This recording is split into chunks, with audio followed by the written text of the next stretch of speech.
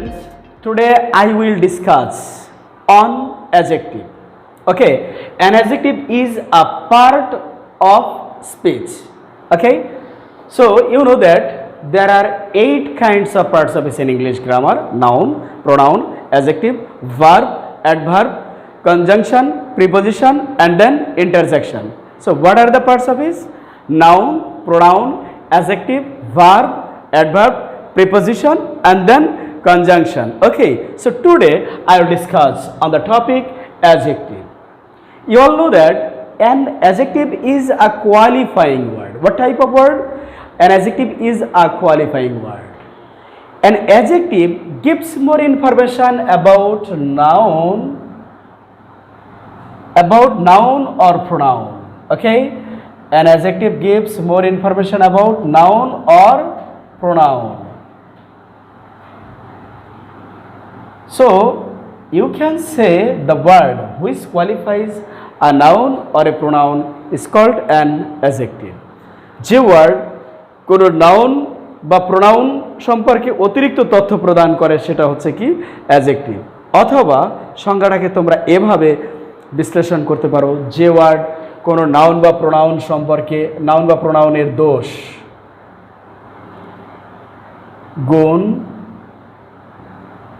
অবস্থা, সংখ্যা, পরিমাণ বোঝায়।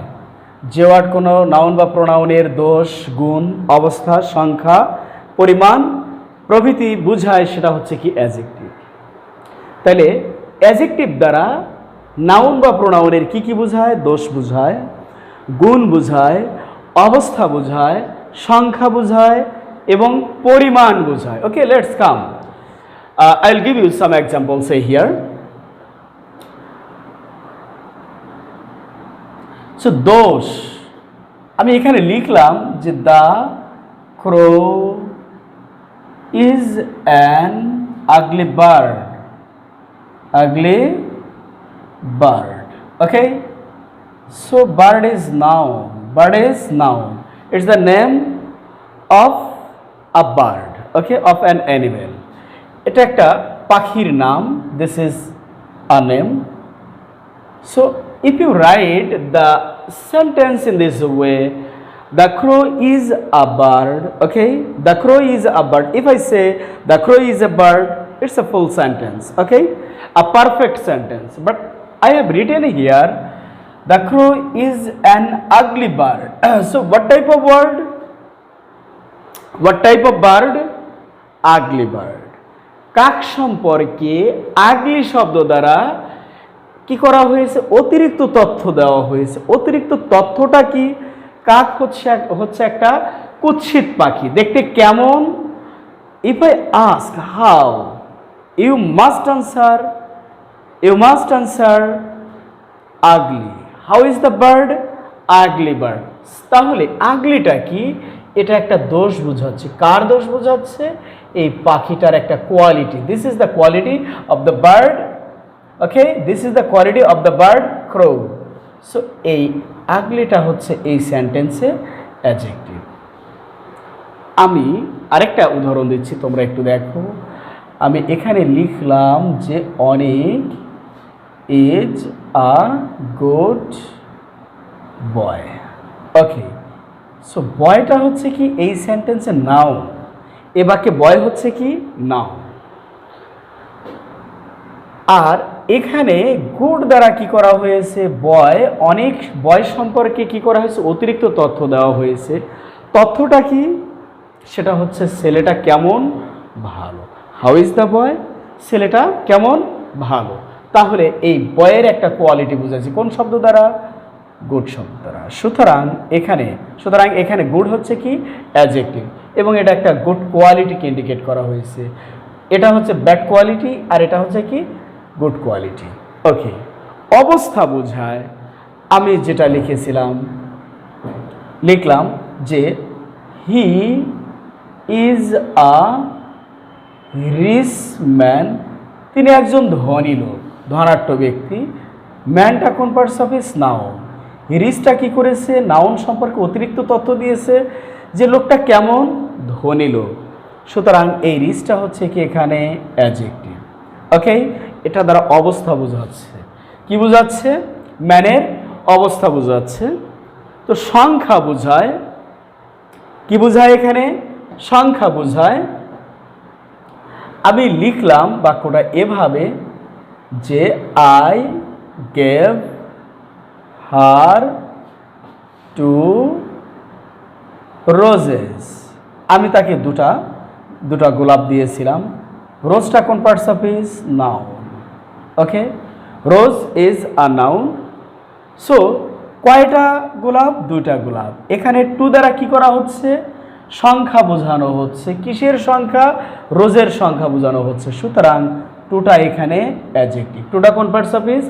টু হচ্ছে এখানে অ্যাডজেক্টিভ। এবার তোমরা আরেকটা উদাহরণ দেখো।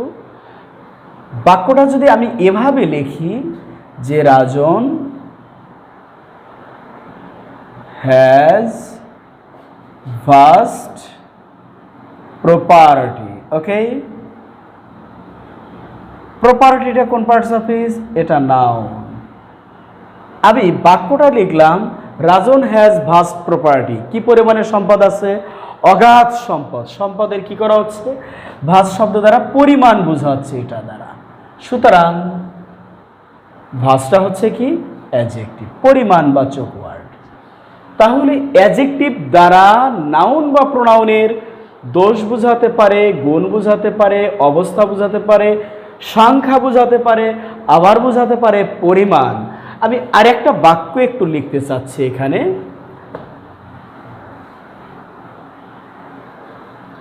আমি বাক্যটা লিখলাম দে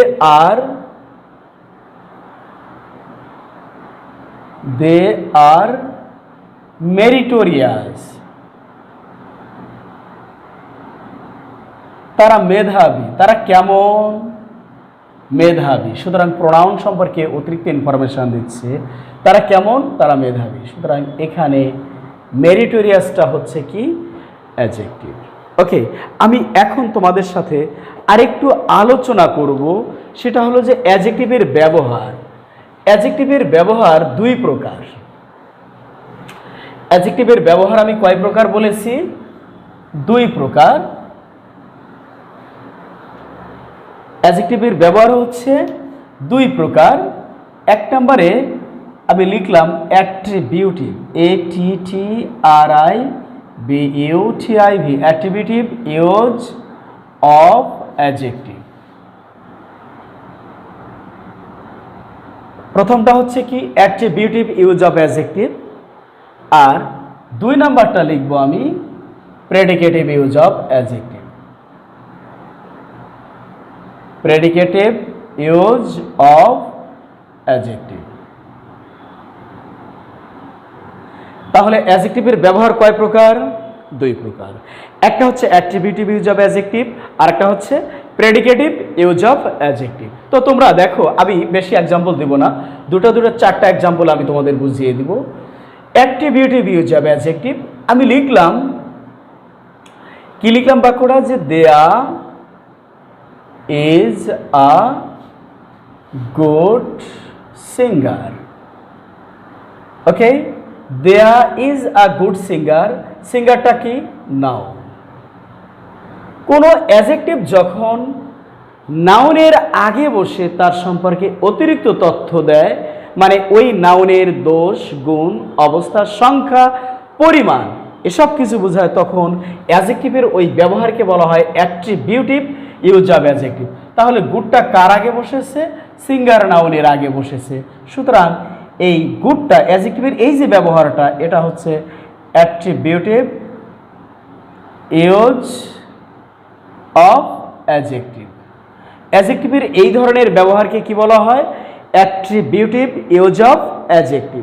আমি আরেকটা বাক্য লিখলাম, you are a brilliant student. Okay, you are a brilliant student. স্টুডেন্টটা কি? নাউন। কোন পার্টস অফ স্পিচ? এটা নাউন। ব্রিলিয়ান্ট কার আগে বসে? ব্রিলিয়ান্ট তুমি কেমন ছাত্র? How is the student? Brilliant. তার মানে স্টুডেন্ট সম্পর্কে অতিরিক্ত তথ্য দিচ্ছে কোনটা? ব্রিলিয়ান্ট। এটা অ্যাডজেক্টিভ। তবে কোন ধরনের ব্যবহার এটা? যেহেতু নাউনের আগে বসেছে, here the word or the adjective brilliant is used before the noun student. Student নাউনের আগে বসেছে, এই কারণে for this reason the use of this adjective is called attributive use of adjective. তাহলে অ্যাডজেক্টিভ যখন নাউনের আগে বসে ওই নাউনের দোষ, গুণ, অবস্থা, সংখ্যা, পরিমাণ বুঝাবে, তখন অ্যাডজেক্টিভের ওই ধরনের ব্যবহারকে কি বলা হবে? Attributive use of adjective. তাহলে এখানে তুমি লিখতেই পারো যে এটা অ্যাট্রিবিউটিভ ইউজ অফ অ্যাডজেক্টিভ। অ্যাডজেক্টিভের এই ধরনের ব্যবহারকে কি বলা হয়? Attributive use of adjective. Okay, আমি এবার প্রেডিকেটিভ ইউজ অফ অ্যাডজেক্টিভটা লিখতে চাচ্ছি। দেখো,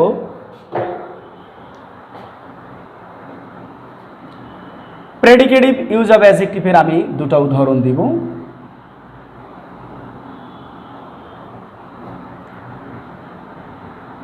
আমি লিখলাম প্রজ্ঞা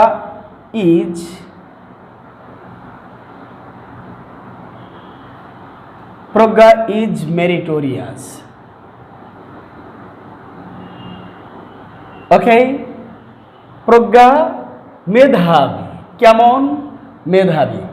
দেখো, আমি অ্যাট্রিবিউটিভ ইউজ অফ অ্যাডজেক্টিভে এটা বলেছি যে অ্যাডজেক্টিভ যখন নাউনের আগে বসে ওই নাউনের দোষ, গুণ, অবস্থা, সংখ্যা, পরিমাণ বোঝাবে, তখন হচ্ছে কি অ্যাডজেক্টিভের ওই ব্যবহারকে অ্যাট্রিবিউটিভ ইউজ অফ অ্যাডজেক্টিভ বলে। আর অ্যাডজেক্টিভ যখন কোনো নাউনের আগে না বসে ভার্বের পরে একক অবস্থায় বসে সাবজেক্ট সম্পর্কে অতিরিক্ত তথ্য প্রদান করবে, তখন অ্যাডজেক্টিভের ওই ব্যবহারকে বলা হবে কি? Predicative use of adjective. কি adjective? Predicative use of adjective. Okay, so অ্যাডজেক্টিভের এই ধরনের ব্যবহারকে বলা হয় predicative use of adjective. Adjective যখন ভার্বের পরে একক অবস্থায় বসে সাবজেক্ট সম্পর্কে অতিরিক্ত তথ্য প্রদান করবে, তখন অ্যাডজেক্টিভের এই ধরনের ব্যবহারকে বলা হবে প্রেডিকেটিভ ইউজ অফ অ্যাডজেক্টিভ। ওকে, আরেকটি এক্সাম্পল দেখো, দে আর ইন্ডাস্ট্রিয়াস। তারা পরিশ্রমী। এই পরিশ্রমী কারা? তারা। সুতরাং এটা কিন্তু ভার্বের পরে একক অবস্থায় বসেছে, বসে সাবজেক্ট সম্পর্কে অতিরিক্ত ইনফরমেশন দিচ্ছে। এখানে ইন্ডাস্ট্রিয়াস হচ্ছে কি? Predicative use of adjective. Okay, so dear students, I'll take you more classes next time. So till then, wait for me. That's all for today. Thank you.